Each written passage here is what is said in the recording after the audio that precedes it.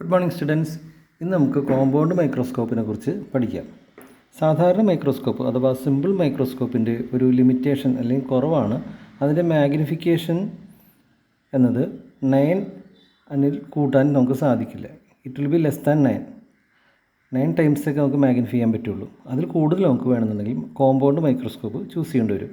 ഇപ്പോൾ കോമ്പൗണ്ട് മൈക്രോസ്കോപ്പിൽ എന്തൊക്കെയുണ്ട്? It consist of 2 convex lens. One is called objective and other is called eyepiece. നമ്മൾ നോക്കുന്ന കണ്ണിനോട് ചേർന്ന് നിൽക്കുന്ന ലെൻസാണ് ഐപീസ്. നോക്കേണ്ട വസ്തുവിനോട് ചേർന്ന് നിൽക്കുന്ന ആ ഒരു ഓബ്ജക്റ്റിനോട് ചേർന്ന് നിൽക്കുന്ന കോൺവെക്സ് ലെൻസാണ് ഒബ്ജക്റ്റീവ്. അങ്ങനെ 2 കോൺവെക്സ് ലെൻസുകളാണ് ഉള്ളത്. ഇതിൻ്റെ വർക്കിംഗ് എങ്ങനെയാണെന്ന് നോക്കാം. When an object is placed beyond focal length of the objective, a magnified real and inverted image is formed beyond 2f of the objective. Objective എന്ന കോൺവെക്സ് ലെൻസിൽ നിന്നാണ് കാര്യങ്ങൾ തുടങ്ങുന്നത്. ഓബ്ജക്റ്റ് നമ്മൾ ചെറിയൊരു വസ്തുവിനാണ് ഒബ്ജക്റ്റായിട്ട് വെക്കുക. അതെവിടെ വെക്കുക? ആ വസ്തുവിന് വെക്കുന്നത് ഇതാണ് ഒബ്ജക്റ്റീവ് ലെൻസ് നോക്കുക. ഇതിൻ്റെയാണ് അപ്പർച്ചർ വളരെ ചെറുതായിരിക്കും, വളരെ ബൾജ്ഡ് ആയിരിക്കും, അഥവാ പവർ കൂടുതലായിരിക്കും, ഫോക്കൽ ലെങ്ത് കുറവായിരിക്കും. അപ്പോൾ അങ്ങനെയുള്ള ഈ ഒബ്ജക്റ്റീവ് ലെൻസിൻ്റെ എഫിനും ബിയോണ്ട് എഫ് എന്ന് വെച്ചാൽ എഫിനും 2fനും ഇടയ്ക്കായിട്ട് ആ ചെറിയ ഒബ്ജക്റ്റിനെ സെല്ലുകളെയോ ബാക്ടീരിയാസിനെയോ പാരമീസിയോ എന്താണെന്ന് വെച്ചാൽ ആ ചെറിയ ഒബ്ജക്റ്റിനെ ഇവിടെ പ്ലേസ് ചെയ്യും. അപ്പോൾ അതിൻ്റെ എൻലാർജ്ഡ് ആയിട്ടുള്ള ഒരു ഇൻവെർട്ടഡ് ആയിട്ടുള്ള റിയൽ ആയിട്ടുള്ള ഒരു ഇമേജ് ബിയോണ്ട് 2f ഉണ്ടാകും. സോ ഇതിൻ്റെ ഫോക്കൽ ലെങ്ത്തിനൊക്കെ FO എന്ന് വിളിക്കാം, ഫോക്കൽ ലെങ്ത് ഓഫ് ഒബ്ജക്റ്റീവ്. ഇനി ഈ ഒരു ഇമേജ് രണ്ടാമത്തെ ലെൻസിൻ്റെ ഓബ്ജക്റ്റായിട്ട് വർക്ക് ചെയ്യും. വെർച്വൽ ഒബ്ജക്റ്റ് എന്ന് പറയാം. രണ്ടാമത്തെ ലെൻസ് അഥവാ ഐപീസ് ലെൻസിൻ്റെ ഒബ്ജക്റ്റായിട്ട് വർക്ക് ചെയ്യും. അപ്പോൾ അത് ഇതുപോലിരിക്കും. നമ്മൾ ഈ പറഞ്ഞാണ് നേരത്തെ ലെൻസ്, ഈ പറഞ്ഞ ഇമേജ് ഉണ്ടായി. ഇവിടം വരെ നമ്മൾ പറഞ്ഞു നിർത്തിയിട്ടുള്ളത്. സോ ഈ ഒബ്ജക്റ്റ് സെക്കൻഡ് ലെൻസിൻ്റെ ഐപീസ് ലെൻസിൻ്റെ ഫോക്കസിനകത്തായിട്ട്, ഐപീസ് ലെൻസിൻ്റെ ഫോക്കസിന് FE എന്ന് എഴുതിയിരിക്കുന്നത്, ഫോക്കൽ ലെങ്ത് ഓഫ് ഐപീസ്. അപ്പോൾ അതിൻ്റെ എഫിനും സിക്കും ഇടയിലായിട്ട് വരത്തക്ക രീതിയിലാണ് ഇവർ തമ്മിലുള്ള ഡിസ്റ്റൻസ് അഡ്ജസ്റ്റ് ചെയ്യുക. അങ്ങനെ ഒരു ഫൈനൽ ഇമേജ്, ഇതൊരു സിമ്പിൾ മൈക്രോസ്കോപ്പ് പോലെയാണ് വർക്ക് ചെയ്യുക. ഈ സെക്കൻഡ് ലെൻസ് ഐപീസ് ലെൻസ് നമ്മൾ നേരത്തെ പഠിച്ച സിമ്പിൾ മൈക്രോസ്കോപ്പ് പോലെയാണ് വർക്ക് ചെയ്യുക. അപ്പോൾ അതെങ്ങനെ ഉണ്ടാക്കുക? ഉള്ള ഓബ്ജക്റ്റിൻ്റെ വെരി മാഗ്നിഫൈഡ് ആയിട്ടുള്ള ഒരു image distance, least distance of ഡിസ്റ്റിങ്ക്വിഷനിൽ ഉണ്ടാകത്തക്ക രീതിയിൽ ഇവർ തമ്മിലുള്ള ഡിസ്റ്റൻസ്, ഈ 2 ലെൻസുകൾ തമ്മിലുള്ള ഡിസ്റ്റൻസ് അഡ്ജസ്റ്റ് ചെയ്യുകയാണ് ചെയ്യുക.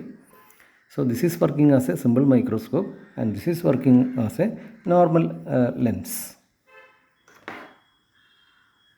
ഇനി ഫൈനൽ ഇമേജിൻ്റെ പ്രത്യേകതകൾ നോക്കാം. വെരി മാഗ്നിഫൈഡ് ആയിരിക്കും, ഇൻവെർട്ടഡ് ആയിരിക്കും, വെർച്വൽ ആയിരിക്കും.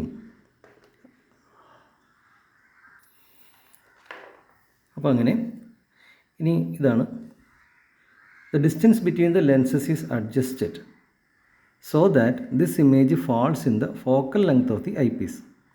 Now the eyepiece acts as a simple microscope and a final image is formed at the least distance of distinct vision.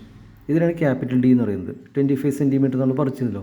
അപ്പോൾ അതാണ് നേരത്തെ കണ്ട ഡയഗ്രാം ടെക്സ്റ്റിലെ ഡയഗ്രാമായിട്ട് നോക്കാം. So FE is focal length of eyepiece, FO represents focal length of objective and this D is the least distance of distinct vision. ഇനി ഇമേജിൻ്റെ സ്വഭാവം, എങ്ങനത്തെ image ആയിരിക്കും ഉണ്ടാകാം? Final image will be inverted with respect to the original object. ഇവിടെ AB എന്നതാണ് original object. AB, this is the original object and A double dash B double dash is a final image. Intermediate image ഇടയ്ക്കുണ്ടാകുന്ന ഇമേജാണ് A', B'. Okay, ഇനി നമുക്ക് ഇതിൻ്റെ മാഗ്നിഫിക്കേഷൻ്റെ ഇക്വേഷനിലേക്ക് പോകാം. ലീനിയർ മാഗ്നിഫിക്കേഷൻ്റെ total magnification of the 2 lens system എന്ന് പറയുന്നത് M എന്ന് വിളിക്കാം. That's a product of 2 magnifications. ഏതൊക്കെയാണ്? Magnification due to objective lens, magnification due to eyepiece lens. ഇതിനകത്ത് ആദ്യത്തെ ലെൻസ് ഒബ്ജക്റ്റീവ് ഒരു സാധാരണ ലെൻസ് പോലെ വർക്ക് ചെയ്യണമെന്ന് പറഞ്ഞു. അപ്പോൾ അതുകൊണ്ട് MOൻ്റെ ഇക്വേഷൻ എന്ന് പറയുന്നത് V/U എന്ന് നമുക്ക് എഴുതാം. MO = VO/UO. This is a object distance and this is a image distance. Intermediate image ഉണ്ടല്ലോ അതിൻ്റെ ഡിസ്റ്റൻസ്. ഇനി ഐപീസ് ലെൻസ് സിമ്പിൾ മൈക്രോസ്കോപ്പ് പോലെ വർക്ക് ചെയ്യണമെന്ന് നമ്മൾ പറഞ്ഞു. അപ്പോൾ അതുകൊണ്ട് ഐ പീസിൻ്റെ MED ഇക്വേഷൻ നമുക്ക് സിമ്പിൾ മൈക്രോസ്കോപ്പിൻ്റെ സെയിം ഇക്വേഷൻ ഉപയോഗിക്കാം. അപ്പോൾ അങ്ങനെ final equation will be total magnification is a product of these two magnifications. ഇനി നമുക്ക് ഒരു അപ്രോക്സിയേഷനാണ് ചെയ്യുന്നത്. ഈ lens objective lens focal length വളരെ കുറഞ്ഞ അഥവാ പവർ കൂടിയ ലെൻസാണ്. അപ്പോൾ അതുകൊണ്ട് തന്നെ ഈ കാഴ്ചയിൽ ഇതുപോലെ ഇരിക്കും. പവർ കൂടുതലാണ്, അതിൻ്റെ കൺവെർജിങ് നേച്ചർ കൂടുതലാണ്. പവർ കൂടുതലെന്ന് വെച്ചാൽ ഫോക്കൽ ലെങ്ത് കുറയാമെന്നാണ്. അപ്പോൾ ഈ ഒരു ലെങ്ത് കുറവായിരിക്കും. അപ്പോൾ അതുകൊണ്ട് തന്നെ ഇത് വളരെ ക്ലോസ് ആയിരിക്കും. ഈ രണ്ട് പോയിൻറ്റുകൾ ലെൻസിൻ്റെ സെൻറ്റർ എന്ന ഒപ്റ്റിക് സെൻറ്ററും ഫോക്കസ് എന്ന പോയിൻറ്റും വളരെ ക്ലോസ് ആയിരിക്കും. ഒബ്ജക്റ്റ് പ്ലേസ് ചെയ്തിരിക്കുന്നതും ബിയോണ്ട് എഫ് ആയതുകൊണ്ട് ആ പോയിൻറ്റും ഈ ലെൻസുമായിട്ട് വളരെ ക്ലോസ് ആയിരിക്കും. അങ്ങനെ വരുമ്പോൾ since object is placed very near to the focus of the objective, u0 is approximately equal to focal length of objective FO. അതുപോലെ ഇൻ്റർമീഡിയറ്റ് ഇമേജ് ഉണ്ടാകുന്ന ആ ഇമേജ് ഡിസ്റ്റൻസ് എന്നത് L ആയിട്ട് നമുക്ക് അപ്രോക്സിമേറ്റ് ചെയ്യാം. L എന്ന് പറയുന്നത് ലെങ്ത് ഓഫ് ദി ട്യൂബ്. കാരണം ഒരു ട്യൂബിൻ്റെ രണ്ട് അഗ്രങ്ങളിലായിട്ടാണ് ഈ ലെൻസുകൾ ഫിക്സ് ചെയ്തിരിക്കുന്നത്. അപ്പോൾ ലെങ്ത് ഓഫ് ദി ട്യൂബ് എന്ന് പറയുന്നത് distance between these two lenses ആയിരിക്കും. അപ്പോൾ ആ ലെങ്ത്തിനെ വി ആയിട്ട് നമുക്ക് അപ്രോക്സിമേറ്റ് ചെയ്യാം. അപ്പോൾ അങ്ങനെ വരുമ്പോൾ നമ്മൾ നേരത്തെ പറഞ്ഞ ഈ ഇക്വേഷൻ എമ്മിൻ്റെ ഇക്വേഷൻ എന്തായിട്ട് മാറും നോക്കാം. അത് ഈ രീതിയിൽ നിന്ന് ചെറുതാകും. That is L/FO into 1 + D/FE എന്നായിട്ട് മാറും. ഇനി നമുക്ക് ഈ സെക്കൻഡ് ടേം, ഈ ഒരു ടേമിൽ നമ്മൾ പഠിച്ചു സിമ്പിൾ മൈക്രോസ്കോപ്പിൻ്റെ അതേ ഇക്വേഷനാണ് മാഗ്നിഫിക്കേഷൻ്റെ. അപ്പോൾ അത് ഇമേജ് ഇൻഫിനിറ്റിയിലായിരുന്നെങ്കിൽ നമുക്ക് ഈ ഇക്വേഷനെ ഇങ്ങനെയായിട്ട് മാറ്റാൻ പറ്റും. 1 + D/F സിംപിളി D/F എന്ന് മാറ്റാമെന്ന് നമ്മൾ നേരത്തെ കണ്ടായിരുന്നു. അപ്പോൾ അത് നമുക്ക് ഇവിടെയും ഉപയോഗിക്കാം. So total magnification is L/FO into D/FE. Imagining that the final image is formed at infinity. So normal കേസിൽ ഇൻഫിനിറ്റിയിലല്ല ഉണ്ടാക്കുക, ലീസ്റ്റ് ഡിസ്റ്റൻസ് ഓഫ് ഡിസ്റ്റൻറ്റ്യൂഷനിലാണ് ഉണ്ടാക്കുക. ഇനി അടുത്തായിട്ട് ഒരു മൈക്രോസ്കോപ്പിൻ്റെ റിസോൾവിംഗ് പവർ എന്താണെന്ന് നോക്കാം. ഓക്കെ, ഡെഫിനിഷൻ പ്രകാരം resolving power of a microscope is defined as reciprocal of minimum separation between 2 point objects which can be distinctly seen by it. ഒരു മൈക്രോസ്കോപ്പിനെ കൊണ്ട് നോക്കുമ്പോൾ അടുത്തടുത്തിരിക്കുന്ന രണ്ട് വസ്തുക്കളെ സെപ്പറേറ്റ് ചെയ്ത് കാണിക്കാൻ സാധിക്കാനുള്ള കഴിവ് അത് ഇമ്പോർട്ടൻ്റ് ആണ്. അപ്പോൾ ഏറ്റവും അടുത്ത് ഇരിക്കുന്ന ഏത് രണ്ട് വസ്തുക്കളെ ഡിസ്റ്റിങ്ക്റ്റ് ആയിട്ട് എടുത്ത് കാണിക്കാൻ സാധിക്കും ഒരു മൈക്രോസ്കോപ്പിന്, അതിനെ D-min എന്ന ടേം കൊണ്ട് ഉദ്ദേശിക്കുന്നു. അപ്പോൾ അതെന്താണെന്ന് നോക്കാം. ആദ്യം നോക്കാം. ഒരു മൈക്രോസ്കോപ്പിലൂടെ കാണുന്ന 3 വ്യൂകളാണ്. രണ്ട് വസ്തുക്കൾ വളരെ ക്ലോസ് ആയിട്ടിരിക്കുകയാണ്, പക്ഷേ ഇത് വളരെ ക്ലോസ് ആയിരിക്കണ കാരണം അത് ഒന്നായിട്ടേ കാണുന്നുള്ളൂ.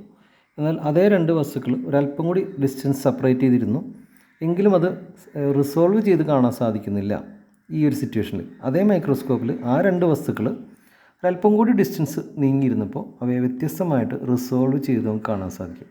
അപ്പം അങ്ങനെ ഒരു മൈക്രോസ്കോപ്പിന് രണ്ട് വസ്തുക്കളെ റിസോൾവ് ചെയ്ത് കാണാൻ ഇവർക്കിടയിൽ ഒരു മിനിമം ഡിസ്റ്റൻസ്, ഈ പീക്ക് നോക്കിക്കഴിഞ്ഞാൽ ഈ രണ്ട് പീക്കുകൾക്കിടയിൽ ഒരു മിനിമം ഡിസ്റ്റൻസ് വേണം. അതിനാണ് നമ്മൾ D-min അഥവാ D-minimum എന്ന് ഉദ്ദേശിക്കുന്നത്. അത് ഓരോ മൈക്രോസ്കോപ്പുകൾക്കും വ്യത്യസ്തമായിരിക്കും. അതിനാണ് ഇവിടെ D-min എന്നെഴുതിയിരിക്കുന്നത്. അപ്പോൾ അതിൻ്റെ റെസിപ്രോക്കലിനെയാണ് റിസോൾവിംഗ് പവർ എന്ന് പറയുന്നത്. അപ്പോൾ D-minൻ്റെ വാല്യൂ കുറഞ്ഞിരിക്കും തോറും റിസോൾവിംഗ് പവർ കൂടുന്നതായിട്ട് കാണാൻ പറ്റും. ഇനി റിസോൾവിംഗ് പവർ കാണാനുള്ള ഒരു ടേംസിൽ ലാംഡ എന്നൊരു ടേം കാണാൻ പറ്റും. Lambda is the wave length of the light used. ഇവിടെ N എന്നൊരു ടേം കാണാൻ പറ്റും. അത് N is the refractive index of the transparent medium that is between object and objective of the microscope. And beta എന്ന് പറയുന്നൊരു term കൂടി ഇവിടെ കാണാൻ സാധിക്കും. ബീറ്റ എന്ന് പറയുന്ന ആംഗിളാണ്. Beta is a half of the angle subtended by the diameter of the objective lens at the focus of the microscope. അപ്പോൾ അതെന്താണെന്ന് നോക്കാം. ഇതാണ് ഒബ്ജക്റ്റീവ് ലെൻസ്. ഇതാണ് ഓബ്ജക്റ്റ്. അപ്പോൾ ഓബ്ജക്റ്റ് ഇതാണ് ഡയമീറ്റർ. അപ്പോൾ ഡയമീറ്റർ ഈ എൻഡും തമ്മിലുള്ള ആംഗിൾ 2 ബീറ്റ ആയിരിക്കും. അപ്പോൾ അതിൻ്റെ പകുതി എടുക്കുക, ഹാഫ് ദ വേ എടുക്കുക. അതിനാണ് നമ്മൾ ബീറ്റ എന്ന് ഉദ്ദേശിച്ചിരിക്കുന്നത്. ഇപ്പോൾ റിസർവ് പവറിലെ ഈ ഇക്വേഷനിൽ എൻ ബീറ്റ എന്നൊരു ടേം, എൻ ബീറ്റ, അപ്പോൾ അതിന് മാത്രം ന്യൂമറിക്കൽ അപ്പർച്ചർ എന്നും അറിയപ്പെടുന്നുണ്ട്. അടുത്ത ക്ലാസ്സിൽ നമുക്ക് ടെലിസ്കോപ്പിനെ കുറിച്ച് നോക്കാം.